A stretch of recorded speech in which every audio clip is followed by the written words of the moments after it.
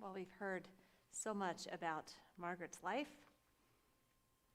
and seen many wonderful pictures and memories as well. You've heard how full her life was in so many ways, and it was full up into the very end.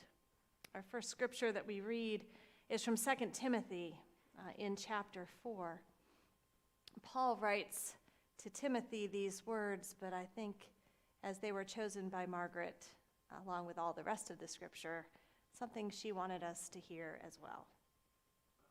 As for me, I am already being poured out as a libation, and the time for my departure has come. I have fought the good fight. I have finished the race. I have kept the faith. From now on, there is reserved for me the crown of righteousness, which the Lord, the righteous judge, will give to me on that day, and not only to me, but to all those who have longed for his appearing. So we celebrate the time of her departure, which, yes, has come.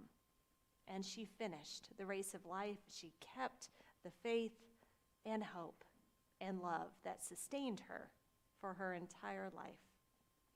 Margaret was a woman of deep faith, as you already know. And so she chose Psalm 139 for us to read as a reminder of just how well God knows us, of just how intimately connected we are with God, and God is with us. Hear these first 12 verses. O Lord, you have searched me and known me. You know when I sit down and when I rise up. You discern my thoughts from far away. You search out my path and my lying down and are acquainted with all my ways. Even before a word is on my tongue, O Lord, you know it completely. You hem me in behind and before and lay your hand upon me. Such knowledge is too wonderful for me. It is so high that I cannot attain it. Where can I go from your spirit? Or where can I flee from your presence? If I ascend to heaven, you are there. If I make my bed in Sheol, you are there. If I take the wings of the morning and settle at the farthest limits of the sea, even there your hand shall lead me, and your right hand shall hold me fast. And if I say, surely the darkness shall cover me, and the light around me become night, well, even the darkness is not dark to you. The night is as bright as the day, for darkness is as light to you. That's how well God knew Margaret, and how well she knew God. You know that she was an active part of the life of this church, but it was about a year ago, after a particular sermon, that she came up to me and shared with me this story about how she gave her life to Christ. She said as a teenager, she went with a friend to church. And in this tradition, they had an altar call. And during the time of the altar call, Margaret felt a hand on her shoulder pushing her forward. She was unsure whether to go forward, and she felt, this push, so she came forward to the altar and gave her life to Christ. And when she came back, she turned to her friend and whispered, "How come you pushed me?" And her friend said, "I didn't touch you. I don't know what you're talking about."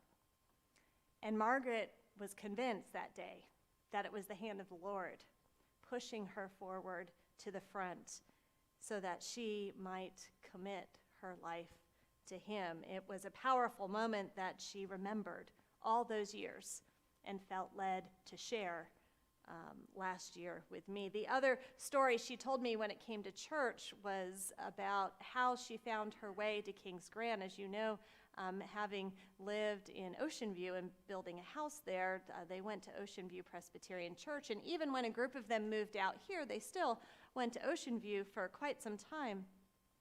But it was one Sunday morning as she was alone with the kids, and going off to church, and the car broke down, and it was raining cats and dogs, and she vowed that day, from then on, that she wouldn't drive all the way into Norfolk to go to church, and that she would find a closer church, and we were fortunate enough that we were right around the corner.